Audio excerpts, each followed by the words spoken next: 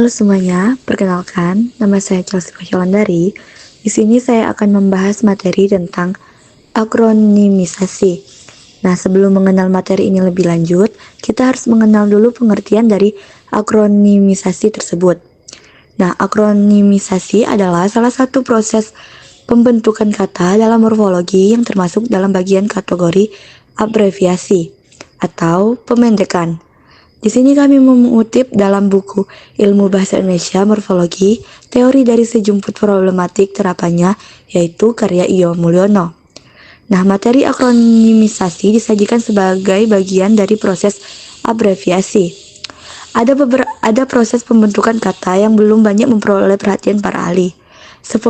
Sepengetahuan saya, yang pertama kali menulis abreviasi sebagai proses pembentukan kata adalah Krida Laksana, yaitu ahli tersebut mencatat bahwa untuk kata hasil abreviasi itu disebut kependekan yang terklarifikasi atas 5 jenis, yaitu sebagai berikut. Pertama, saya akan membahas tentang singkatan. Singkatan yaitu hasil pemendekan yang berupa huruf atau gabungan huruf, baik yang dieja huruf demi huruf maupun yang tidak dieja. Singkatan adalah hasil pemendekan dari satu atau beberapa kata yang ditulis dengan mengambil huruf awal atau beberapa huruf tertentu dari tiap kata. Ciri-ciri singkatan: dibaca huruf demi huruf, ditulis dengan huruf kapital semua, bisa juga memakai huruf kecil jika berupa satu ukuran, kadang diakhiri titik bila termasuk singkatan umum. Contohnya yaitu DKI, Daerah Khusus Ibu Kota, TKW, Tenaga Kerja Wanita, TPRI, Televisi Republik Indonesia. Contoh singkatan yang tidak dieja huruf demi huruf yaitu DLL dan lain-lain, DSB dan sebagainya, DST dan seterusnya.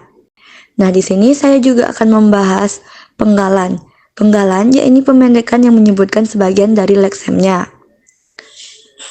Penggalan adalah bentuk pemendekan yang dilakukan dengan mengambil satu bagian dari kata, biasanya suku kata atau bagian awal, bukan dari beberapa kata seperti akronim. Biasanya digunakan dalam bahasa tidak resmi atau percakapan sehari-hari. Ciri-ciri penggalan diambil dari bagian kata, awal, tengah, atau akhir. Umumnya digunakan secara informal. Bentuknya tidak selalu mengikuti kaidah baku. Tidak selalu menggunakan huruf kapital. Contohnya saja bu, ibu, info, informasi, neng, pak, bapak. Baiklah, di sini yang ketiga adalah akronim, yaitu pemendekan yang menggabungkan huruf demi huruf atau suku kata demi suku kata, atau huruf dan suku kata yang dilafalkan seperti sebuah kata yang memenuhi kaidah fonologis. Contohnya, yang pertama ABRI, Angkatan Bersenjata Republik Indonesia, lalu BAN, Badan Akreditasi Nasional, lalu IKIP, Institut Keguruan dan Ilmu Pendidikan, lalu LASER, Light Amplification by Stimulate Emission of Radiation, lalu Pusdiklat, dari Pusat Pendidikan dan Pelatihan, lalu radar, radio detecting and ranging, lalu sidak, yaitu inspeksi mendadak.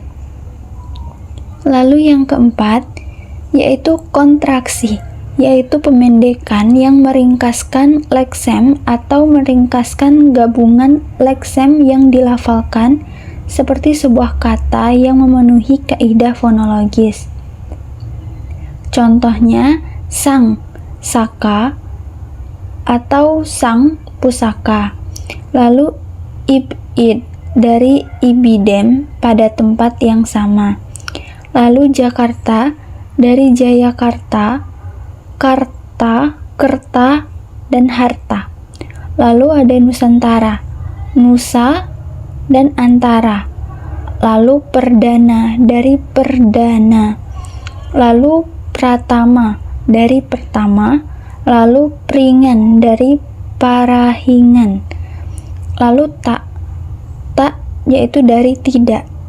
Takkan, dari tidak akan. Tanjut, itu dari tanpa wujud. Lalu yang kelima yaitu lambang huruf, yaitu pemendekan yang menghasilkan satu huruf lebih. Contohnya C, Celsius, lalu km, kilometer, lalu O, otomat. Abreviasi yang dikemukakan tersebut lengkap sekali.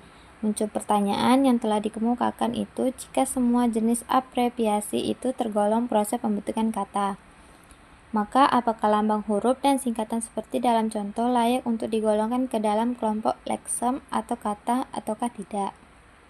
Dalam mengelompokkan abreviasi sebagai salah satu proses pembentukan kata, cukup layaklah jika kita memanfaatkan kamus sebagai rujukannya. Dalam Kamus Besar Bahasa Indonesia atau KBBI edisi keempat 2008, hasil susunan Pusat Pembinaan dan Pengembangan Bahasa atau hasil pembakuan resmi tentang kosakata. Ada beberapa kependekan yang dimaksudkan ke dalam daftar leksem.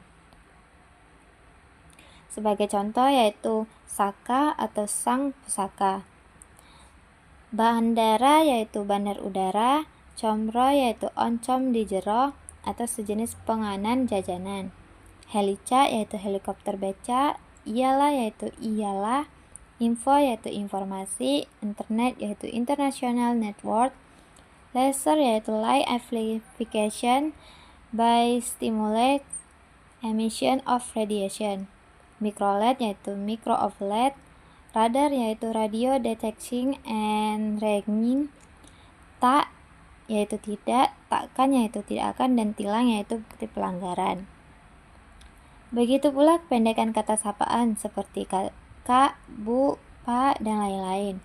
Artinya, abreviasi sebagai proses pembentukan kata dibatasi dengan kependekan yang sejenis dengan yang tertuang dalam daftar leksem atau KBBI, atau kependekan yang berupa penggalan, akronim, dan kontraksi.